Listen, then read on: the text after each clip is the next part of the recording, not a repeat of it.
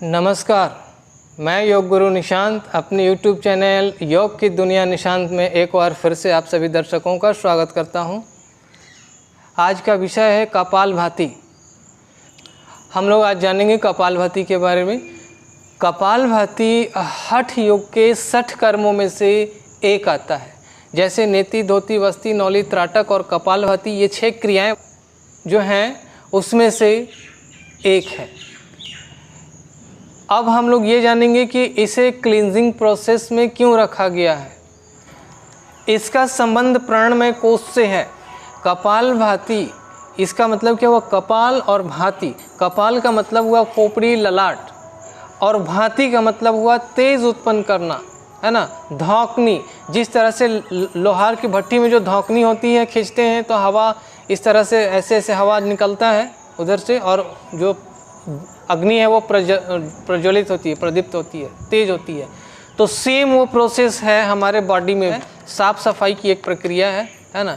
इसलिए इसको कपाल भाति कहा गया है। अब देखिए इसको करना कैसे है। ये कपाल भाति तो सभी करते हैं, पर वास्तव में कैसे करना चाहिए। कभी कभी कुछ लोग क्या बोलते हैं, मैं 200 बार कर लेता हूँ, मैं 300 बार कर लेता हूँ। अरे भैया, ये पहले इसमें समझो कि कपाल भाति का सही तरीका क्या है। अब इसमें समझेंगे कि ठीक है आप 200 बार करते हैं, पर किस तरह से करते हैं, क्या आपके लिए ये फ़ायदेमंद है, कहीं आप इसको करके नुकसान तो नहीं कर पा रहे हो अपने आप को। तो आज इसको सही विधि जानेंगे। जब हम लोग कपालभाति शुरू करते हैं, पहले विधि जान लेते हैं।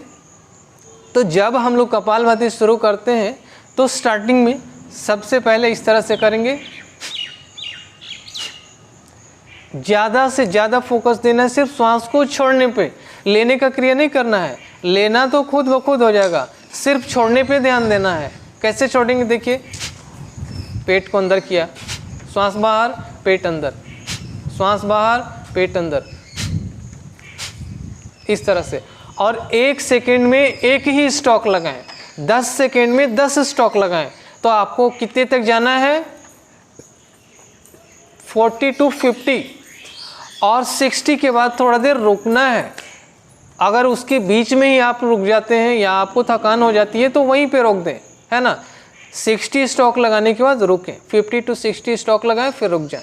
अगर 40 में थक जा रहे हैं तो 40 में ही रोक दें। 30 में 30 गिनते तक, 30 स्टॉक में आप रुक जा रहे हैं, थक जा रहे हैं तो वहीं पे रोक दें और थोड़ा रेस्ट करें।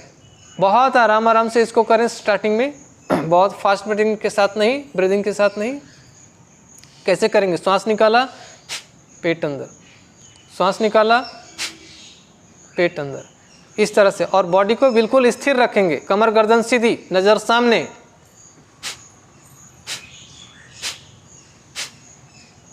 इस तरह से 1 सेकेंड में एक ही स्टॉक। अब जैसे ही थोड़ा आपका अभ्यास हो जाएगा तब उसको थोड़ा फास्ट कर सकते हैं। अब थोड़ा 20 दिन, 25 दिन, 1 महीना हो जाएगा, आप उसमें थोड़ा अच्छा करने लग गए, तब थोड़ा स्पीड को बढ़ाएंगे। जब ये क्रिया करें तो इस क्रिया के दौरान चेहरे पे प्रसन्नता रखिए, और नाक को सिकोड़ के नहीं करना है, कंधे को उचकाकर नहीं करेंगे, बिल्कुल स्थिर रखेंगे। कभी कभी लोग इसको गलत तरीके से भी ऐसे करते हैं। कैसे? अब देखिए नाक को कैसे सिकोड़ रहे हैं, इस तरह से बनाते हैं। ऐसा नहीं करना है, मुख पे प्रसन्नता रखिए, है ना। जब इस अभ्यास को कंटिन्यू करेंगे तो आपके अंदर चेहरे पे प्रसन्नता आएगी, चेहरे पे चमक आएगा, झुर्रियाँ गायब होगा, आपका तेज बढ़ेगा, ओज बढ़ेगा, है ना। आपके चेहरे पे एक नई ताजगी महसूस होगा, लाली ऐसा आपका चेहरा लगेगा खिलता हुआ गुलाबों की तरह। तो इस अभ्यास को करें, है ना। करने की विधि बता दी। अब इसको कौन नहीं कर सकता है, अब देखिए, और कौन कर सकता है। तो पहले जो कर सकते हैं उनकी बात बता रहा हूँ, सारे लोग कर सकते हैं। लेकिन जिनको कुछ डिजीज़ हैं, जैसे हाई बीपी है, अस्थमा है, वो किसी के देख रेख में ही करें। अब देखिए इससे क्या फ़ायदा हो सकता है। फ़ायदा तो बहुत बताया हमने, बहुत सारी फ़ायदा है। लेकिन जिनको गैस बनता है, एसिडिटी है, वो इसको बहुत ही सावधानी से करें, किसी के देख रेख में ही करें। मैं तो कहूँगा यदि आपको एसिडिटी बनता है तो इसको बिल्कुल ना करें, और करें भी तो किसी कुशल चिकित्सक के देख रेख में करें, क्योंकि इससे आपके अंदर ताप बढ़ेगा, गर्मी बढ़ेगी शरीर में, तो वो आपको पित्त को कुपित कर देगा। और अगर विशेष परिस्थिति में करना पड़े तो आपको गैस है तो उस कंडीशन में वायु मुद्रा बनाइए, इस तरह से तर्जनी उंगली को अंगूठे से लगाइए और इस तरह से करके तब प्राणायाम को बहुत स्लोली कीजिए। इस तरह से करेंगे तो आपको निश्चित रूप से फायदा होगा। और यदि आप मोटापा कम करना चाहते हैं, घटाना चाहते हैं, तो उस कंडीशन में सूर्य मुद्रा लगाएं। इस तरह से रिंग फिंगर को अंगूठे से लगाइए और इस तरह से हाथ पे रखिए और थोड़ा अभ्यास करके थोड़ा फास्ट ब्रीदिंग भी कीजिए इस तरह से, तो आपको निश्चित रूप से आराम होगा। अब इसके दूसरे तरफ फ़ायदा देखते हैं कि और क्या फ़ायदा हो सकता है। आपका मेटाबॉलिज्म इतना अच्छा हो जाएगा कि जिसका कुछ कहना नहीं है। आपका वज़न बहुत बैलेंस बना देगा आपको, ना तो बहुत ज़्यादा ना तो बहुत कम। अगर बहुत ज़्यादा है तो वो कंट्रोल कर लेगा। डायबिटीज़ आपका बहुत जल्दी क्योर हो जाएगा। थायराइड अगर आपको हाइपोथायराइड है या हाइपर है, दोनों में बहुत जल्दी क्योर हो जाता है। डाइजेस्टिव सिस्टम आपका बहुत स्ट्रांग हो जाएगा। आप कुछ भी खाएंगे बहुत आसानी से पच जाएगा, क्योंकि आपके किडनी का, लीवर का, सबका मसाज हो जाता है ना। तो ये इससे आपके पूरे के पूरे ऑर्गन्स क्या होते हैं, स्ट्रांग हो जाते हैं। छोटी आंत, बड़ी आंत, सब आपका लीवर, ये सब पूरी तरह से स्ट्रांग हो जाता है। मगर अगर आपको लीवर की समस्या है तो भी बहुत सावधानी से करें और किसी के देख रेख में ही करें। और इसके साथ साथ और क्या फ़ायदा हो सकता है आपको, यदि आप महिला हैं तो आपको इनफर्टिलिटी की समस्या में ये बहुत सहयोगी साबित होगा, जिसको बांझपन कहते हैं। और वहीं पुरुषों में नपुंसकता को भी ठीक करता है। इम्पोटेंसी में ये बहुत अच्छा काम करता है। आपका स्पर्म काउंट कम हो गया है, उसमें ये आपका अच्छा करेगा। आपके जो नाइट फॉल हो जाते हैं उसमें ये बहुत अचूक साबित होता है, ये उसका कपालभाति।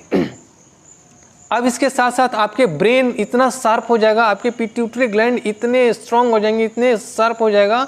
और भी इसके बहुत सारे फायदे हैं। क्या है, बच्चों में हाइट ग्रोथ के लिए, अगर बच्चे की हाइट वृद्धि नहीं हो रही तो ये अभ्यास कराने से उसमें, वैसे तो बच्चों के लिए अमृत तुल्य कहा गया है, उसके मस्तिष्क बहुत शार्प होंगे, है ना।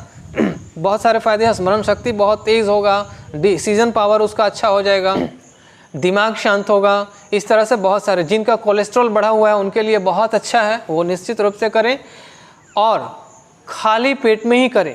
अब सवाल आता है कि कपालभाति जो है कब करना चाहिए, तो आप कपालभाति को हमेशा खाली पेट में ही करें।